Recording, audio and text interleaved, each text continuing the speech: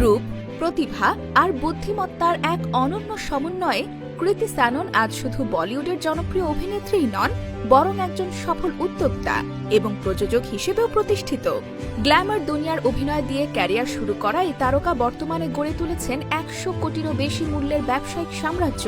পরিশ্রম, দৃঢ় মনোভাব এবং সাহসী সিদ্ধান্তের মাধ্যমে তিনি প্রমাণ করেছেন যে পর্দার বাইরে থেকেও নিজের যোগ্যতায় রাজত্ব করা সম্ভব। কৃতির যাত্রা শুরু হয়েছিল মডেলিং দিয়ে।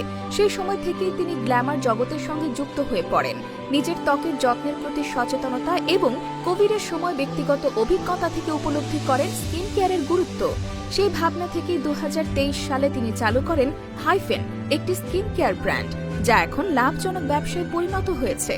শুধু ত্বক নয়, শরীর চর্চার প্রতি কৃতির গভীর আগ্রহ তাকে নতুন এক উদ্যোক্তা পরিচয় এনে দেয়। মিমি ছবির জন্য ওজন বাড়ানো ও কমানোর অভিজ্ঞতা থেকে অনুপ্রাণিত হয়ে 2022 সালে শুরু করেন ফিটনেস ব্র্যান্ড দ্য ট্রাইব। মুম্বাইয়ের জুহুতে প্রথম স্টুডিও চালু করার পর 2024 সালে বান্দ্রাতেও নতুন শাখা খোলেন। এই স্টুডিওগুলো থেকে প্রতি মাসে বিপুল অঙ্কের আয় হচ্ছে। গল্প বলার প্রতি বিশেষ টান থেকেই 2023 সালে তিনি গড়ে তোলেন নিজের প্রযোজনা প্রতিষ্ঠান ব্লু বাটারফ্লাই ফিল্মস। এখান থেকে নির্মিত হয় দো পাত্তি সিনেমা, যেখানে অভিনয় করেছিলেন কাজল।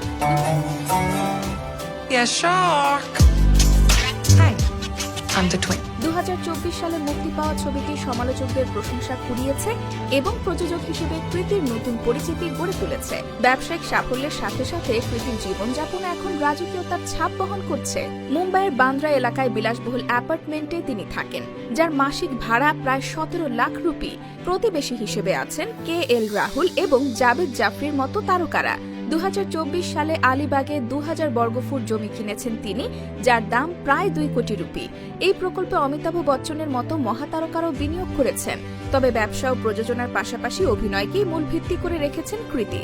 বর্তমানে তার হাতে রয়েছে 12টি সিনেমার কাজ, যার মধ্যে 2টি এই বছরই মুক্তি পাবে।